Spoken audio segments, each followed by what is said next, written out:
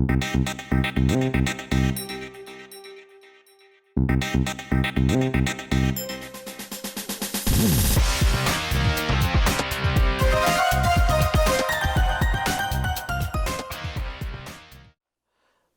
Customer को functionally 11th कौन सी चीज चाहिए? अच्छी क्वालिटी चाहिए। नेचुरली किसी भी प्रोडक्ट या सर्विस में कस्टमर को अच्छी सर्विस चाहिए ही चाहिए, राइट? अच्छी सर्विस चाहिए ही चाहिए। सो लोग लेते हैं जो फ़ोन हम बात करते हैं। आज मार्केट में सबसे क्वालिटी के लिए अच्छा जानना जिसको जाना जाता है, ऐसा फ़ोन कौन सा है? आईफोन, अनडाउटेडली आईफोन, बराबर। क्योंकि क्वालिटी ऐसी होती है प्रोडक्ट की, राइट? अगर टीवी लेना होगा तो आप कौन सा लेंगे? सोनी लेंगे, बराबर ना? तो ये सारे लोगों ने अपनी अपनी प्रोडक्ट की क्वालिटी इस तरह से की है। सर्विस अगर हमको चाहिए, अमेजोन से ज़्यादा अच्छी सर्विस आपको उस सेक्टर में जहाँ जहाँ पे अमेजोन देता होगा ना, और कोई नहीं दे पाएगा, बराबर। उसी तरह से हमारे जिस इंडस्ट्री में हम हैं वहाँ पे भी हमारी प्रोडक्ट और सर्विस की क्वालिटी की एक्सपेक्टेशन हमारे कस्टमर को होगी ही। शायद ही ऐसा कोई बिजनेस होगा जिसके अंदर क्वालिटी का टिक मार्क नहीं आएगा। आएगा ना? ये कम से कम 11 नंबर आप लिखना। उसके बाद कस्टमर को ये एक्सपेक्टेशन होती है वैरायटी की। आपके कस्टमर को एक्सपेक्टेशन है? सुपरमार्केट में, मॉल में क्यों जाते हैं लोग, या तो ऑनलाइन पे क्यों जाते हैं? बिकॉज इतने सारे ऑप्शन मिलते हैं, राइट? और हम नहीं दे पाते हैं। देखो, लोग मॉल्स में, अगर छोटे रिटेल शॉप में से मॉल्स में या ऑनलाइन शॉपिंग के लिए क्यों जाते हैं, उसका एक रीज़न ये है कि हम, या तो हमारा स्टाफ लोगों को चीज़ें दिखाने में रुचि नहीं रखता, नहीं दिखाना, उसको चिढ़ जाता है। क्या चाहिए तुमको? वो बोलता है मेरे को ये इसे शर्ट दिखाओ, तो 5 दिखाएगा और उसके बाद बोलेगा क्यों, बराबर? क्या चाहिए अभी आपको, बजट कितना है, क्या चाहिए, है ना? और मॉल वाले ये पूछते नहीं है, तो 500 शर्ट पड़ा होगा, जो देखने का देखो, राइट? अमेजोन के अंदर 5000 शर्ट का देखेगा, आप चेक कर सकते हो, रिटर्न कर सकते हो।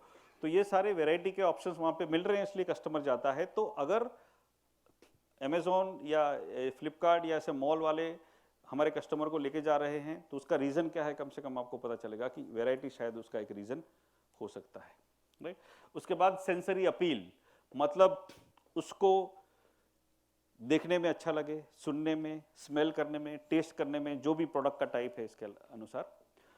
तो ऐसी अगर सेंसुअल उसको एक प्लेजर आती हो, ऐसी कोई प्रोडक्ट होगी, उसको एक्सपेक्टेशन है। अभी जो खाने पीने की कोई भी चीज़ें होती हैं, तो कस्टमर को डेफिनेटली वो उसका टेस्ट तो अच्छा होना ही चाहिए, उसका लुक भी अच्छा होना चाहिए, ऐसी एक्सपेक्टेशन है। उसका पैकेजिंग प्रॉपर होना चाहिए, राइट?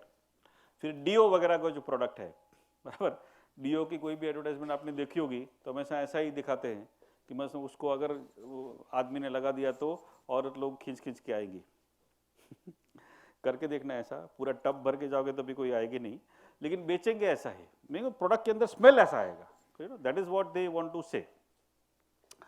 स्टारबक्स में हम जाते हैं, देखो कॉफ़ी, अभी ये भी एक वैल्यू एडिशन का एक एग्जाम्पल है कि स्टारबक्स इंडिया में भी आ गए हैं ना, स्टारबक्स अभी मुंबई में बहुत सारे हैं। कॉफ़ी का एक कप तो हमको 20-30 रुपए में मिल सकता है, और घर पे बनाएंगे तो 5-7-10 रुपए में बन जाएगा। तो हम 200, 250, 300 रुपए की कॉफ़ी क्यों लेंगे? एक्सपीरियंस है, बराबर, वहाँ का एम्बियंस देखेंगे तो मतलब मज़ा आएगा, वो सब माहौल है पूरा, तो सेंसरी एक्सपीरियंस अच्छा होता है, इसलिए वहाँ पे लोग जाते हैं। अच्छा, चॉकलेट, बराबर, सिल्क हमको किस तरह से बेची जाती है, राइट? हाँ, या कुछ मीठा हो जाए, राइट, ऐसा। तो ये हमारे सेंसेस को अपील करके बेचते हैं, तो हमारी प्रोडक्ट में भी कस्टमर को शायद इसकी एक्सपेक्टेशन होगी। प्रीमियम थिएटर्स जो होते हैं ना आजकल, मतलब बहुत ही अच्छे साउंड, अच्छी सीट, ऐसा एक्सपीरियंस देने वाले, मतलब दूसरे मल्टीप्लेक्स में आपको 300 रुपये की टिकट होगी तो इसकी 600 रुपये टिकट रखेंगे, 1000 रुपये टिकट रखेंगे, लेकिन ऐसा माहौल होगा, ऐसा रॉयल्टी टाइप का, राइट? तो ये एक्सपीरियंसेस हैं जिसका कस्टमर को एक्सपेक्टेशन होता है। 14th एलिमेंट है, क्या हमारी प्रोडक्ट से कस्टमर को कुछ इंफॉर्मेशन मिलने की अपेक्षा है? अगर हम न्यूज़पेपर बेचते हैं, मैगजीन बेचते हैं, डायरेक्टरीज बेचते हैं, या ऐसा कोई हमारा वेबसाइट है, राइट, बुक्स है, तो ये सारी चीज़ों में उनको एक्सपेक्टेशन होती है कि हम उसको कुछ इंफॉर्मेशन मिले। तो ये 14 ऐसे एलिमेंट्स हैं जो कस्टमर को फंक्शनली एक्सपेक्टेड होते हैं कुछ ना कुछ प्रोडक्ट्स के अंदर, बराबर। आपके पास जो ग्राफिक आया है इसके अंदर ये 14 है, फंक्शनल के हेडिंग के नीचे होगा। उसके बाद नेक्स्ट आएगा इमोशनल वैल्यूज। तो यहां पे भी ऐसी 10 बातें हैं जो कस्टमर को अपेक्षित होती है, एक एक करके देखते हैं। रिड्यूसेस एंजाइटी, ऐसी कुछ प्रोडक्ट्स होती हैं जो कस्टमर का टेंशन कम करती है। अभी ऑनलाइन बुकिंग या तो ऐसा देखो, अभी हमारा रिजर्वेशन पहले से हो गया होता है तो अपने को टेंशन नहीं होता ना कि अभी हो गया, हमारी सीट भी कंफर्म हो गई इधर, राइट। अच्छा, जो मेल सर्विसेज है, अगर हम ट्रैवलिंग करते हैं तो ऑलरेडी हम फ़ोन पे अभी बुक करा सकते हैं और सीधा हम इधर बोले सूरत में आ जाएगा, वापी में आ जाएगा, ऐसा सीधा पैकेट, फूड पैकेट आ जाएगा। सो जो एंग्जाइटी थी सब कुछ लेके जाने का और सारा चीज़ बंद हो गया। सो ऐसी जो प्रोडक्ट्स हैं जिसके अंदर उसको टेंशन होता है और उसको रिलीव करने वाले सॉल्यूशंस अगर आते हैं तो कस्टमर को अच्छा लगता है। तो क्या हमारी प्रोडक्ट्स उसकी एंग्जाइटी को, उसकी टेंशन को कम करती है? ऐसी अपेक्षा होती है कस्टमर को। Please try to understand. Rewards में कस्टमर को शायद ऐसी अपेक्षा होगी कि मैं बार बार इनके साथ शॉपिंग करता हूं, इनके साथ बिजनेस करता हूं, तो फाइनली मुझे उसमें से कुछ वो लॉयल्टी का फायदा मिलना चाहिए, क्योंकि मैं इतने सालों से इनके साथ काम करता हूं।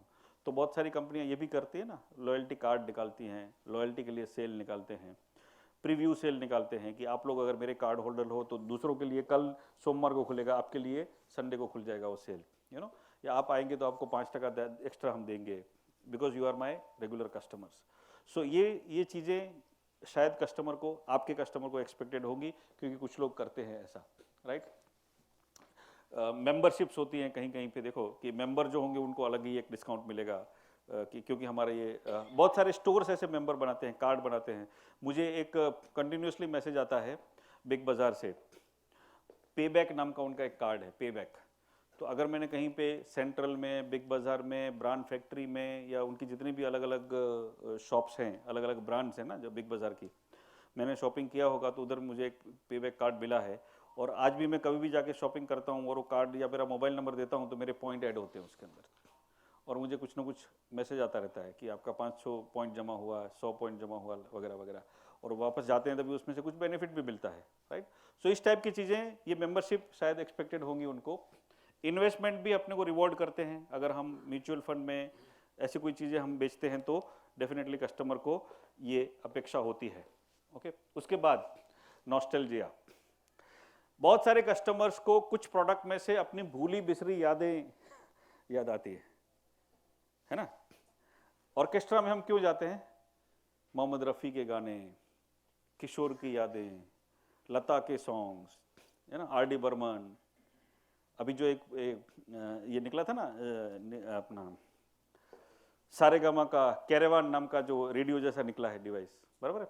मेरे बेटे को मैं दिखाऊंगा ना तो मेरे को पागल बोलेगा कि क्या है ये रेडियो जैसा, सब जगह पे घुमा के लेके जाने का, 5000 गाने हैं। बोलते हैं मेरे अमेजोन पे 5 लाख गाने हैं क्या चाहिए आपको? For current generation that product is completely meaningless, कोई लेगा ही नहीं ऐसा। हाँ, 4-5 हज़ार रुपये का कुछ प्रोडक्ट है, लेकिन लग जा गले, इसकी एडवर्टाइजमेंट पे ये गाना ये लोग दिखाते थे, तो बहुत सारे लोग, मतलब हम में से भी है ना बहुत सारे ऐसे लोग, कि वो एक ही गाना हम 5 लाख बार सुनेंगे तो भी अपने को संतोष नहीं होगा। बराबर वो टारगेट कस्टमर है और अच्छी तरह से बिक रहा है ना, बिकॉज उस कस्टमर को वो याद है, उसको वो गाने चाहिए, उसको वो गाने एक्चुअली मिल सकते हैं, लेकिन तकलीफ क्या है, वो लग जा गले या जितने भी गाने ना मेरे अमेजोन प्राइम पे मेरे को मिल सकते हैं, लेकिन मुझे उसकी हैबिट नहीं है, बराबर। उसकी एक्चुअली वो कैरेवान से बहुत एफिशिएंट है। एक बार अगर मैं प्लेलिस्ट बना दूंगा तो मेरे को ढूंढने की जरूरत नहीं है। Caravan is highly inefficient actually देखा जाए तो, हर वक्त मेरे को गाना वापस सर्च करने का, हर वक्त ये करने का, ऐसा प्लेलिस्ट वगैरह नहीं बना सकते ना उसके अंदर। इसके अंदर तो प्लेलिस्ट बना सकते हैं, मतलब एक बार मैंने गाना चुन लिया, मैंने उसका 10 गाने को लिस्ट बना दिया, फिर अमेजोन याद रखेगा या iTunes याद रखेगा, जो भी ऐप में यूज करता हूँ वो गाना ऑटोमेटिकली बजाता रहेगा फिर ऐसा। सो वो सारी चीजें आजकल की जनरेशन को बहुत ही सूटेबल लगती है, लेकिन जो हमारी जनरेशन है, पुरानी जनरेशन है, उनको भले ना ऐसे ही थोड़ी मेहनत करनी पड़ेगी, लेकिन मेरा वाला गाना मेरे को दिखा 22 नंबर का गाना, 24 नंबर का गाना, ऐसा करके मैं जाऊंगा, ढूंढूंगा कुछ भी, तो इसकी भी वैल्यू है कहने का मतलब। तो शायद हमारी प्रोडक्ट में उनको भूली बुसरी कहीं बचपन में मैंने सोच लो जहाँ से मैं हूँ दाबेली खाई है, dabeli you know I am from Mandvi, my birth place Mandvi है। सो दाबेली जो है ना आप लोगों ने खाई होगी, बराबर उधर कच्छ मांडवी लिखा आता है ना, कच्छ मांडवी दाबेली वाला, दैट कच्छ मांडवी दाबेली वाला, ये दाबेली भी उधर ही है। सो अभी हमको यहाँ पे मुंबई में कोई बोलेगा कि वो जो मांडवी वाला है एग्जैक्टली वही इधर मिलेगा, तो हमको 30 सालों के बाद सडनली यहाँ पे वो भूली बिसरी यादें याद आ जाती है ना, तो अपने को वो बहुत इधर से घाटकोपर जाना पड़ेगा, अभी जाएंगे विठल विठल प्लेट वाला, यू नो अरे वेरी गुड या सो वो प्लेट है, मतलब एक टाइप का यू नो जहाँ पे हम रगड़ा जो बोलते हैं। एनीवे कहने का मतलब है कि ये भूली बिसरी यादें जो हैं उसको लोग पसंद करते हैं। अभी बीच में एक ड्रिंक निकला था ना पेपर बोट, हाँ ड्रिंक्स एंड मेमोरीज, उसकी जो एडवर्टाइजमेंट आती थी वो क्या भूली बिसरी यादें, किसी को अनार का, मैंगो का, या अलग अलग चीज़ों का जो उस वक्त का टेस्ट बचपन का जो याद था, इमली का, वो अचानक से उसको वही टेस्ट वापस ड्रिंक में मिले, ऐसा बोल के उन्होंने वो सेलिंग करना सोचा था, you know. So paper boat, so कहने का मतलब ये ऐसी प्रोडक्ट है, तो हमारी प्रोडक्ट से भी शायद उसको भूली बिसरी याद की अपेक्षा हो। डिजाइनर एस्थेटिक्स, कुछ ऐसी प्रोडक्ट होंगी जो बहुत ही ब्यूटीफुल होंगी। एप्पल की सारी प्रोडक्ट जो देखोगे तो इतनी अच्छी तरह से डिजाइन होती है, मतलब उसको यूज करने में मजा आता है। ओके, फैशन गारमेंट्स जो हम लेते हैं या फर्नीचर यूज करते हैं उसमें वो एस्थेटिकली ब्यूटीफुल होना चाहिए, ऐसी कस्टमर को एक्सपेक्टेशन है। तो मेरी प्रोडक्ट से भी यही एक्सपेक्टेशन है कि नहीं है। बैज वैल्यू, बैज वैल्यू का मतलब है कि अगर मैंने आईफोन मतलब लेके गया तो अपना कुछ इमेज होता है, ऐसी लोगों की बिलीफ है, राइट इसलिए खाली और कुछ नहीं, मैं बोलता हूं सबसे ज्यादा आईफोन क्यों बिके मालूम है? आईफोन का एक ब्रिलियंट स्ट्रोक था शुरुआत में। आप जो ईमेल भेजते थे ना, नीचे खाली एक लाइन लिख दिया, सेंट फ्रॉम माय आईफोन।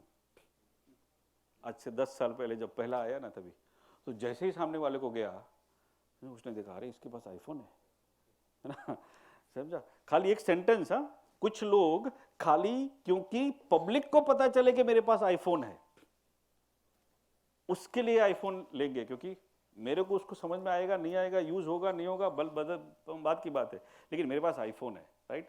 या ये चीजें दिखाने, तो ये बैज वैल्यू है ना उसकी। तो iPhone is a big badge value seller, right? अच्छा, ज्वेलरी के अंदर देखो, हॉलमार्क, जैसे ही अपनी ज्वेलरी के ऊपर हॉलमार्क का स्टैंप लग गया तो उसकी एक ऑथेंटिसिटी बढ़ गई, राइट? तो ये हमारे प्रोडक्ट में हो सकता है शायद। क्लब मेंबरशिप जो हम लेते हैं, कभी कभी कुछ लोग मेंबर बनते हैं किसी क्लब का, क्योंकि जैसे ही मैंने बोल दिया अरे हम लायंस क्लब में मिलते हैं ना, क्योंकि लायंस क्लब में जो लोग आते हैं सब इसी टाइप के होंगे, ऐसा, राइट? सो ये बैज वैल्यू हो जाए ना, एक लेबल लग जाता है। लग्जरी कार जो हम लेते हैं, 5 स्टार होटल्स में हम जाते हैं, सो ये है ना माइंडसेट है लोगों का। देखो कि अगर आप किसी ट्रेन में हैं और सिग्नल वीक है तो आप बोलेंगे अभी मैं ट्रेन में हूं, बाद में फोन करता हूं। लेकिन वही पर्सन अगर राजधानी या शताब्दी में बैठा होगा ना, अरे अभी मैं राजधानी में हूं, बाद में फोन करता हूं, वो ट्रेन राजधानी बन जाती है।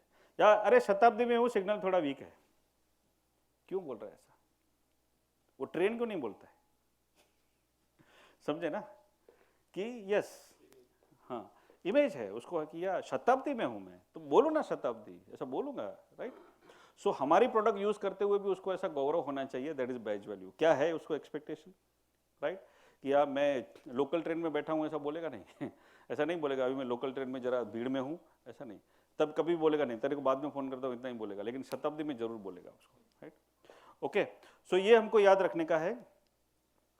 वेलनेस, क्या हमारी प्रोडक्ट से उसकी हेल्थ मेंटेन होगी या बेटर होगी, ऐसी एक्सपेक्टेशन है।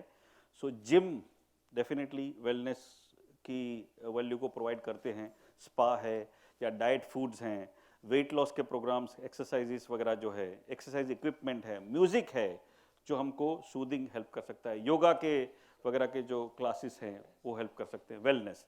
सो हमारी प्रोडक्ट से उसको वेलनेस की अपेक्षा है।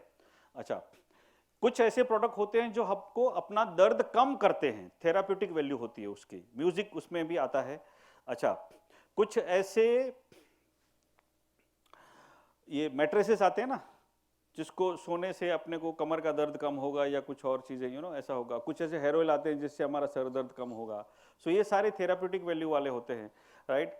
कुछ ऑयल्स होते हैं ऐसे, पेन रिलीवर्स होते हैं, म्यूजिक से अपना थेराप्यूटिक अपने को हेल्प होता है, या कुछ मोटिवेशनल प्रोग्राम्स हम जाते हैं तो उसमें से भी अपने को कुछ एक एनर्जी मिलती है। तो क्या मेरी प्रोडक्ट में से ये एक्सपेक्टेड है? आर यू नोटिसिंग दिस कि मेरी प्रोडक्ट में से उसको थेराप्यूटिक वैल्यू या उसको कुछ अपना दर्द कम हो ऐसी अपेक्षा है? अच्छा, फन या एंटरटेनमेंट, हाँ, मेरी प्रोडक्ट में उसको खरीदने में उसको मज़ा आए, उसको एंटरटेनमेंट मिले, मनोरंजन मिले, राइट। अगर मैं फिल्म्स या ऐसा कुछ करता हूँ, इवेंट्स ऑर्गेनाइज करता हूँ, या अम्यूजमेंट पार्क है, या टूर्स ऑपरेटर्स हैं, स्पोर्ट्स के कुछ करते हैं, स्पोर्ट्स के इक्विपमेंट वगैरह या एंटरटेनमेंट के इक्विपमेंट हम बेचते हैं, तो ये सारा चीज़ मेरी प्रोडक्ट को अप्लाई होता है। एट्रैक्टिवनेस, क्या ये भी कस्टमर को एक एक्सपेक्टेशन होती है कि वो चीज़ लेने से या यूज़ करने से मैं ज़्यादा सुंदर दिखूंगा या हो जाऊंगा, या मेरा कॉन्फिडेंस बढ़ेगा, ऐसी भी एक एक्सपेक्टेशन होती है। सो एट्रैक्टिवनेस भी एक वैल्यू होती है जो कस्टमर के दिमाग में होती है। कॉस्मेटिक्स क्यों बेचे जाते हैं? देखो, आप कोई भी म्यूजिक चैनल देखोगे ना, MTV से लेके जितने भी हैं म्यूजिक की जो अलग अलग चैनल्स हैं, जाके देखना जनरली, क्योंकि म्यूजिक चैनल देखता कौन है? यंगस्टर्स। और यंगस्टर्स को सबसे ज्यादा टेंशन होता है अपने लुक्स के बारे में, और उसको बराबर ये लोगों को मालूम है। इतनी 50 चीजें बेचेंगे उस लड़कियों को कि तेरे बाल ऐसे हो गए, तेरी स्किन ऐसी हो गई, तेरी आंखें ऐसी हो गई, तेरी हेयर पॉलिश ऐसी हो गई, तेरी ये हो गया ऐसा। वो सारी चीजें अट्रैक्टिव लोगों को दिखाने के लिए बेची जाती हैं। क्लोथ, शूज, एसेसरीज जो भी हैं, हमको क्यों बेचे जाते हैं? क्योंकि हम ज़्यादा अट्रैक्टिव लगे। तो क्या मेरी प्रोडक्ट से कस्टमर को अच्छा दिखने की एक्सपेक्टेशन है? यस और नो। कुछ ऐसे प्रोडक्ट्स होते हैं जो जैसे ही हमारे पास आ गए तो हमको और बेहतर जगहों पे एक्सेस मिलेगा, एंट्री मिलेगा। अभी सपोज कुछ ऐसे क्रेडिट कार्ड आते हैं ना हमको, प्रीमियम, प्लेटिनम, गोल्ड, ऐसे कुछ अलग अलग। जैसे ही वो प्लेटिनम कार्ड होगा तो मैं एयरपोर्ट में किसी लॉन्च में जाऊंगा, तुरंत मेरे को एंट्री मिलेगा, राइट, मेंबरशिप मिलेगा। अच्छा, उसी तरह से क्लब के अंदर हम कहीं पे कुछ मेंबरशिप लेते हैं तो एक क्लब के साथ एसोसिएटेड दूसरा होगा, उसका भी उसको तुरंत मिलेगा। तो ये सारे हमारे प्रोडक्ट को लागू होते हैं कि नहीं? तो ये थे इमोशनल वैल्यूज जो कस्टमर को चाहिए। उसके बाद आते हैं लाइफ चेंजिंग वैल्यूज। ये भी 5 ऐसी चीजें हैं जो कस्टमर को चाहिए। शायद कुछ प्रोडक्ट लेने में उसको होप मिलती है, तो हम मेडिक्लेम या इंश्योरेंस क्यों लेते हैं? क्यों लेते हैं? For safety, security, for our self and family. अच्छा, वेट लॉस का प्रोग्राम पर्सन क्यों ज्वाइन करता है? हाँ, फिट रहे उसके लिए। हाँ, मतलब लंबा जिएगा उसकी आशा है ना, उसको ऐसा लगेगा कि फिट रहूंगा और लंबा जीऊंगा, राइट। उसी तरह से हर चीज के लिए देखो उसके पीछे होप है उसको, राइट। हम फूड सप्लीमेंट लेते हैं, हाँ, कोई कैल्शियम का सप्लीमेंट, कोई इसका जिंक का, मैग्नीशियम, आयरन, दिस दैट, अलग अलग विटामिन वगैरह लेते हैं। एजुकेशन प्रोग्राम हम क्यों ज्वाइन करते हैं? इस टाइप के कुछ भी, कि कुछ होप है। क्या होप है? समझे ना? हाँ, सो ये मेरी प्रोडक्ट के अंदर, अभी मैं बोल सकता हूँ कि यस, मेरी प्रोडक्ट के अंदर कस्टमर को ये होप है, बराबर। और अगर मैं सेटिस्फाई करता हूँ तो ये वैल्यू को मैं टिक मार्क करूंगा कि ये वैल्यू मैं दे रहा हूँ। नहीं सेटिस्फाई करता हूँ तो माइनस है। सेल्फ एक्चुअलाइजेशन, ये भी कस्टमर को एक जरूरत होती है कि मेरी प्रोडक्ट यूज करके वो अपने आप को डिस्कवर कर सके। अभी किसी को पेंटिंग का हॉबी होगा, तो अगर मैं पेंटिंग का इक्विपमेंट बनाता हूँ, ब्रश बनाता हूँ, कलर बनाता हूँ या बेचता हूँ, तो डेफिनेटली देखो कुछ लोगों को होगा ना, मतलब उसको अपनी हॉबी को डेवलप करने के लिए मेरी प्रोडक्ट काम आ सकती है। तो हो सकता है कुछ लोगों को म्यूजिक का हॉबी होता है, किसी को पेंटिंग का होता है, किसी को किसी एक्सरसाइज का होगा, पता नहीं, अलग अलग चीज़ों का। सो कुछ लोगों का बाइक्स वगैरह का बहुत शौक होता है। हार्ली डेविडसन बाइक सुना है ना आपने? हाँ, कुछ लाख रुपए की एक बाइक होती है और बहुत बड़ा क्रेज है। ये जो लोग होते हैं हार्ली डेविडसन के जो फैन होते हैं ना, बहुत ही अलग टाइप के लोग होते हैं, समझे, बहुत ही एडवेंचरस और स्पोर्टी लोग होते हैं। और मतलब ऐसा बड़े बड़े बाल, इधर बुट्टी बुट्टी मिलेगा और इधर टैटू वैटू होगा। मेरे जैसे को तो देंगे नहीं, मतलब तू नहीं, तेरे बेटे को बेच देंगे ही नहीं मेरे को। तो ऐसा डेंजर लगना चाहिए, ऐसे टाइप के लोग होंगे। तो ऐसे हार्ली डेविडसन भी एक मतलब उन कुछ लोगों को ऐसा लगता है कि अपने को बस हार्ली ले लिया तो बुलेट लोग क्यों लेते हैं? बुलेट है ना, एनफील्ड है आपके पास किसी का, है ना, क्यों लिया है? हाँ, डग डग डग डग डग है ना, आएगा तो पता चल जाएगा 2 किलोमीटर के दूर से कि आ रहा है, ऐसा ही है ना, तो अपनी आवाज आती है जैसे ही जाएगा है ना। तो ये मतलब सेल्फ एक्चुअलाइजेशन का मतलब है कि मेरा खुद का आविष्कार मेरे प्रोडक्ट के अंदर मेरे को दिखता है कि यस मेरे पास बुलेट है, मतलब मेरे सेल्फ को एक्सप्रेस करती है प्रोडक्ट, तो इसके लिए मैं लेता हूँ। कैमरा, बहुत सारे मतलब स्टूडेंट्स, बॉयज गर्ल्स और बड़े भी तो कुछ कहाँ पे भी जाते हैं फोटोग्राफ्स लेते हैं। फोन भी इसलिए लेते हैं कि अच्छा कैमरा होगा इसके लिए, बाकी सब अलग है, right. My son is like that, okay.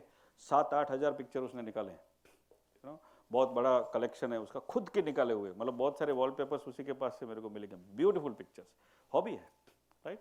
तो ऐसा, तो ऐसे ही हमारे प्रोडक्ट में भी शायद कस्टमर को ऐसा एक्सपेक्टेशन होगा, ओके। हमारी प्रोडक्ट में से शायद उसको मोटिवेशन मिलता हो सकता है, हाँ, कि कुछ अचीव करने का उसको इंस्पिरेशन या मोटिवेशन मिलता होगा। अगर हम स्पोर्ट्स कंपटीशन ऑर्गेनाइज करते हैं तो कस्टमर को डेफिनेटली वो चीज़ मिलती है। मोटिवेशन प्रोग्राम्स, बुक्स वगैरह है उसमें से मिलता है, वीडियो ऑडियो होगा, म्यूजिक में से मोटिवेशन मिलता है। तो क्या हम इसमें से कोई चीज़ बेचते हैं, इस टाइप की चीज़?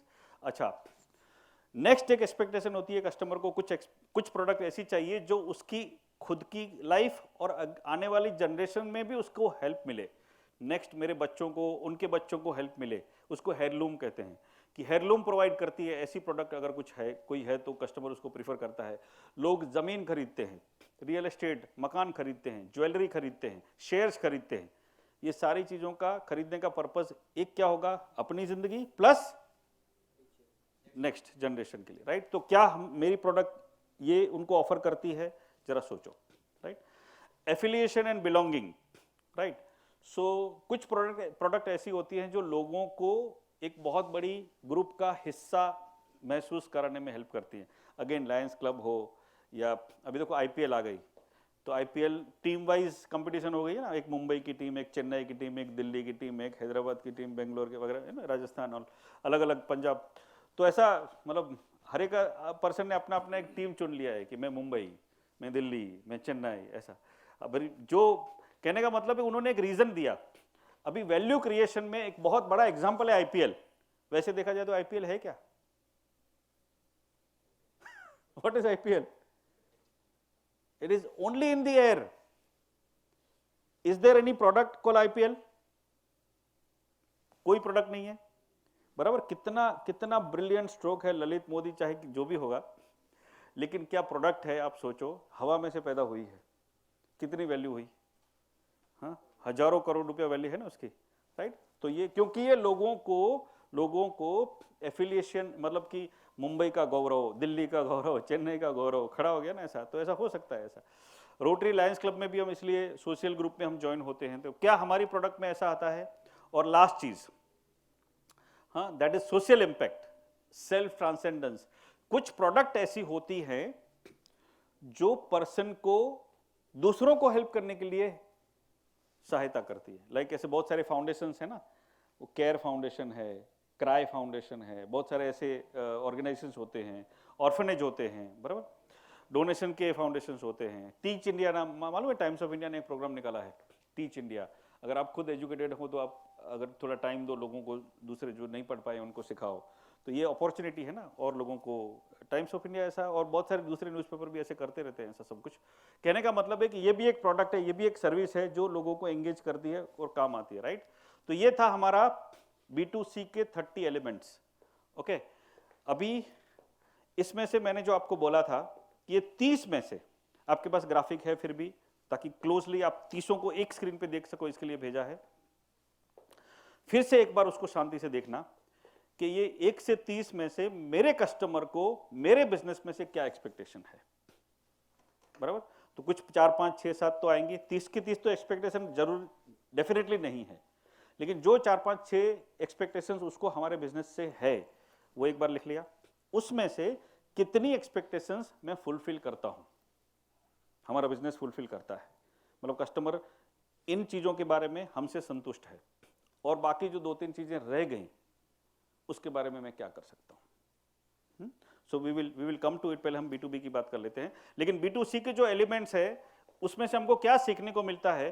पहली चीज हमको ये सीखने को मिलती है कि ये 30 में से जितना एलिमेंट हम ज्यादा कस्टमर को देंगे उतनी हमारी लॉयल्टी बढ़ेगी, वो हमारे साथ लंबे समय तक जुड़ा रहेगा, हमारा वैल्यू क्रिएशन बढ़ता रहेगा। समझ में आया? 30 में से अगर हम 4 वैल्यू प्रोवाइड करते हैं, 5 की कोशिश करो, 6 की कोशिश करो, राइट? तो ये जरूरी है। दूसरा, some elements are more important. कुछ ऐसे एलिमेंट हैं जिसमें कॉम्प्रोमाइज पॉसिबल नहीं है, एडवाइजेबल नहीं है। कुछ ऐसे एलिमेंट हैं जिसमें हमको कॉम्प्रोमाइज नहीं करना चाहिए। क्वालिटी एक ऐसा एलिमेंट है, मैं आपको उसका वीडियो दिखाऊंगा उसके पहले। ओके, चौथी एक बात जो हमको समझनी है कि आज के समय में किसी भी बिजनेस को डिजिटल कुछ ना कुछ अवेलेबिलिटी, डिजिटल प्लेटफॉर्म पे कुछ ना कुछ प्रेजेंस रखनी बहुत जरूरी है। मतलब हमारे कस्टमर को कांटेक्ट करने के लिए या उसके पास से फीडबैक लेने के लिए, उसको कुछ बताने के लिए कहीं ना कहीं पे हमको या तो किसी सोशल मीडिया पे या अपनी वेबसाइट पे या व्हाट्सएप के थ्रू या व्हाटएवर, सब जगह से अलग अलग माध्यम अवेलेबल हैं। जिस तरह से हम ईमेल के थ्रू, एसएमएस के थ्रू हम उसको मोबाइल के ऊपर या कंप्यूटर के ऊपर उसको हम कांटेक्ट कर सकते हैं। ऐसा ये एक आजकल के समय की रिक्वायरमेंट है कि बिजनेस हमारा किसी न किसी तरीके से कस्टमर के साथ डिजिटल कनेक्शन एस्टेब्लिश करे, ये बहुत इंपॉर्टेंट है, बराबर? ये एक लर्निंग है। दूसरा, ओमनी चैनल। ओमनी चैनल मतलब क्या कि अभी तक सोच लो हमारा ट्रेडिशनली एक ही मेथड है कि कस्टमर मेरी शॉप पे आता है, माल लेके जाता है, ये एक ही बात है, दूसरा कोई चैनल नहीं है। लेकिन अभी शॉपिंग करने के लिए कस्टमर के पास बहुत सारे ऑप्शंस आ गए, बराबर? एक चैनल है ट्रेडिशनली दुकान पे जाके माल लेने का, दूसरा मॉल में जाके माल लेने का, सेकंड, तीसरा ऑनलाइन पे जाके मतलब शॉपिंग करेगा, ई शॉपिंग करेगा, e commerce, right? Amazon, Flipkart वगैरह। चौथा, घर बैठ के शॉपिंग करेगा, that is home shopping, home shop 18 या नापतोल या ऐसे टीवी वाले। पांचवा, डायरेक्ट सेलिंग, पर्सन घर पे जाके बेच के आएगा। देखो बहुत सारी लेडीज आती हैं हमारे घरों में, आपने कभी कभी देखा होगा कि वो एरियल बेचने को आती है या सर्फ या ऐसा कुछ भी, मतलब पैकेट्स बेचती है, या बहुत सारे ऐसे ब्रश, टूथब्रश या लेडीज के बहुत सारे कॉस्मेटिक प्रोडक्ट जेन्युइन होते हैं, कुछ डुप्लीकेट भी होते होंगे तो मालूम नहीं, लेकिन मैंने देखे कि जेन्युइन भी होते हैं, और सीधा घर पे जाके बेचती है ऐसा। सो ये भी एक तरीका है। तो ये 5 चैनल की बात हुई कि मतलब कंज्यूमर तक, B2C की बात कर रहे हैं, कंज्यूमर तक चीजें पहुंचाने की 5 अलग अलग चैनल हैं। सो अभी तक सोच लो कि हमारे एक ही चैनल चल रही है, हम एक ही चैनल से बेच रहे हैं, तो मल्टीपल चैनल में प्रेजेंट होना बहुत जरूरी है। That is today's learning. Omni channel उसको बोलते हैं, सारी चैनल में हम लोग होंगे। क्लियर है?